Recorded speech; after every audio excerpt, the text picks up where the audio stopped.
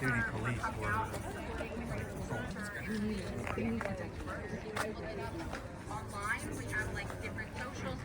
like Kathy had the same doubts. I do. Yeah. It's not like we're showing up at meetings, we're lobbying lawmakers. We are numbers and Great, thank you and welcome. Awesome. I got just one little saying I want you to take away after all the great stuff you've heard so far. One is, take a look around you. There's about 100 people who are here today. And I'm going to ask you a question, and you might know how to answer this. What does democracy look like? This is what democracy looks like. I couldn't hear that. I'm sorry. Tell me what democracy looks like. This is what democracy looks like. Tell me what democracy looks like. This is what democracy looks like. Thank you. That's what we want to hear. I want to tell you what's going to be at stake here. I put thousands of people on the street. We got No Kings coming up, 328. Everybody get ready for that. What's that going to look like here? There's an organizing opportunity here around this ICE detention facility. I want to encourage everyone local to think about what you want your community to do on March 28th. It gives you enough time to plan so you can do something coordinated, but it's also coming soon so you can give that urgency when you talk to people. Another thing that I want you to think about is the elected representatives in your area. Consider endorsing primary candidates that support rejecting ICE from your community. I think one of the things we've just done in Lancaster is Indivisibles endorsed 5 state house candidates down there. We're looking to endorse the whole slate throughout the county. And what that does is it brings everybody together from around the county to support each of those candidates as they need. I want you to think about how you're going to organize that in conjunction with existing party structures. And again, we don't care what party someone's in as long as they are opposed to ICE and opposed to this authoritarian regime. They are all our friends. They are all our friends. Individuals committed to nonviolent, but sometimes very direct action. Right now, we are collaborating with authorities under national direction, collaborating with authorities as it is feasible and reasonable. There will be a time for peaceful, nonviolent, but very direct action that may, for those who wish to do it, incur some risk of arrest. I think I speak very forcefully about the power of nonviolent resistance. Right now, we are in a law-abiding mode in zones where we can operate in collaboration with our authorities. From what I've heard today, the local authorities want to protect everybody's First Amendment rights here. We're living proof of it. The police have been around, but no one's gotten in any trouble right today, right? So that means do collaborate with authorities when you can. But if they get in your way of exercising your First Amendment rights, then it's time for them to go. One of the things that's a danger for us is that we forget the fallen. Never forget the fallen. Ready? Good. So many others killed at the hands of ICE. We just learned of another victim that's been concealed for a year down in Texas, someone who was shot by ICE. We have to remember that this is a deadly, unlawful, unaccountable force, and they must be resisted everywhere we go, including right here. But the way of resistance is going to have to be tailored to local circumstances. So take your lead from your local friends, your local community, see what makes sense for them, and work with that. There is a lot of creativity in this group, and you're going to find ways that work for you. Down in Lancaster, we've done a great job of working with the city of Lancaster and friendly police forces to assemble peacefully and loudly in public spaces. That may be possible here too, and we want to explore that as much as we can. So let's lean on each other, let's gather together where and when we can. This is a great turnout, nearly 100 folks coming out. Fantastic to see everybody. I don't know why it feels like I'm getting the last word, and I hope someone will step up and grab this microphone from out my hand. Let's see if one of our organizers can take it from me. Thank you so much for being here, though, today. It makes me cheer up a little bit to see everyone.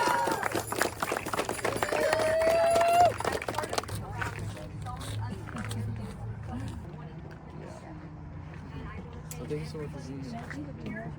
MK, what's your name? Laura, what's your name? Jamie. Jamie, nice to meet you. How come we're not talking to you guys anymore? good. You get some customers holding the people. Yeah.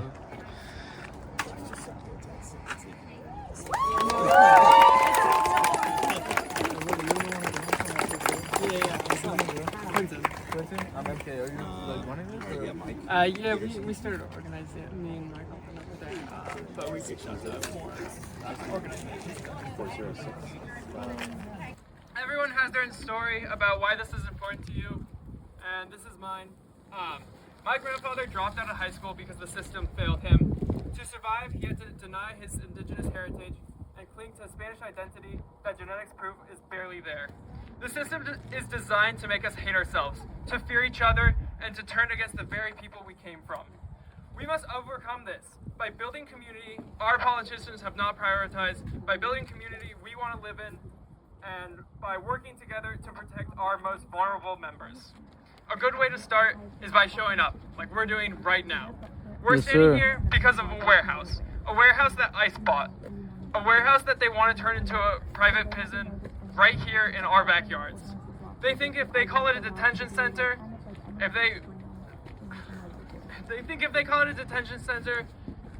we'll think it's a neutral stop, a legal formality. But we know what happens in these places. Lawsuits across the country, in Washington, Colorado, and Georgia, have alleged the same thing: forced labor, $1 a day. They call it voluntary, but detainees who refuse face solitary confinement. They're denied soap, edible food, phone calls to their children. That's not voluntary. That's coercion. That's forced labor dressed up in legal terms. And it is perfectly legal because the exception in the 13th Amendment that outlawed slavery except as a punishment for crime. Buy a warehouse, call it detention, threaten people into working, and you have a for-profit labor camp. Yep. We've seen this before. In the 1930s, Nazis studied our American Jim Crow, eugenic movements, and slave catchers, and used them to model their oppression. And now in 2026, it's come back to haunt us. They want you to think that this is Democrat versus Republican. It's not. Liberal politicians have funded ICE for years.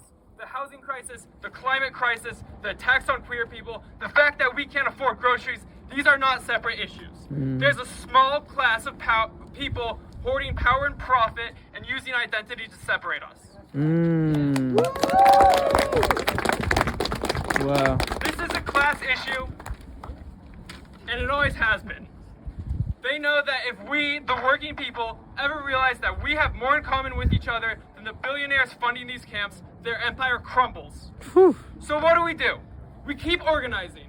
We unionize, we strike.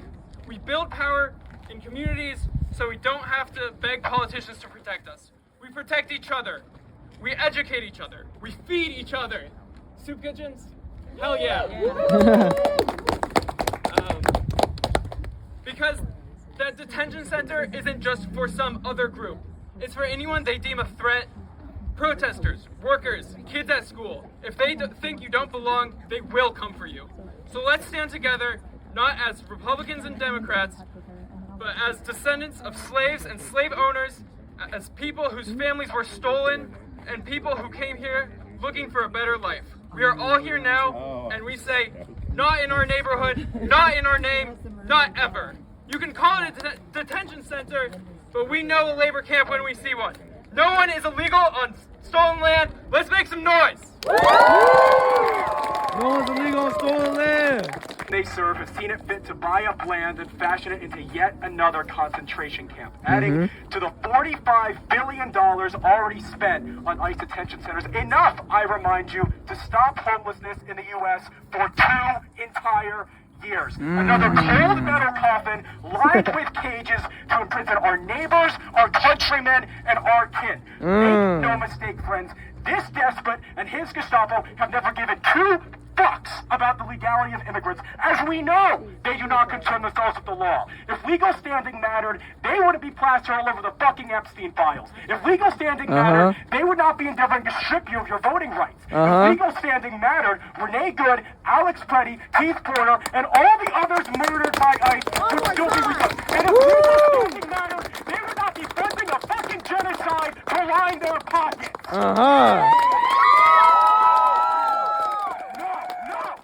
Morality or law plays no part in this administration. Trump and ICE's goal is simple. Separate immigrants from their families and ruthlessly assail them in the name of nationalism. Facts. Shield yourself in a guise of patriotism to cloak your bigotry and rape the lives of our neighbors for your own insidious xenophobic aims. Indeed, Facts. they are so morally bankrupt and ethically perverse, they used a 5-year-old boy, Liam Ramos, as bait for his father. They preyed upon a father's love for his child to exploit them both. And after they were both finally freed, they are still seeking their deportation. This administration and the Republican sycophants associated with it care only about fashioning a scapegoat. It's never their fault. It's never your fault. It's the immigrants' fault. Your taxes aren't going to billionaires. They're going to immigrants. The violence, the crime in America isn't from white people, as we constantly heard from the data. It's from immigrants. The impossible cost of living isn't from avaricious corporations. It's from immigrants. It's always the fucking immigrants. And that is how I know they secretly have a deep hatred of America. And that is why they espouse this farcical love of it constantly. If they truly loved the America that exists and not this white Christian contrivance they have fabricated, every January 6th rioter would be in prison and ICE would be abolished. Yes. Yes, sir. They detest our democratic institutions and they fear the diversity that the real America represents. I am second generation. My grandparents, through perseverance and an abiding love for each other, fled the dictatorship of Rafael Trujillo in the Dominican Republic in 1957. They sought freedom and they sought opportunity. America welcomed them with open arms. They built a life of comfort and love in which to raise my father and my tia. My grandparents loved America as dearly as they loved their family. My abuela died in November. The last thing she knew of America was that this country, that had given her so much, that she beloved so vehemently, was demonizing people just like her and reverting to the autocratic rule of the DR from when she left it. And to think somewhere right now, there is a young married couple, just like them, seeking to build the life they deserve here, to actualize the American promise as it has been enshrined in our core system of beliefs. But they are afraid to, or they are unwilling to, because of this administration and its bigotry makes me sick to my fucking stomach. Yes, sir. ICE is a symptom of a cancer in America, a fetid pestilence of hate and self-interest, making every marginalized group the villain. All from a cabal of ruling elite who prey upon people's fears to turn them into hollow vessels to espouse the same tired, hateful rhetoric. But friends, I can tell you this. What they do not have is compassion. What they do not have is the diversity that makes us great. What they do not have is our commitment to thy neighbor. What they do not have is our love that makes us unassailable. What they do not have is our loud fucking voices. And those voices say, fuck ICE! Fuck ICE!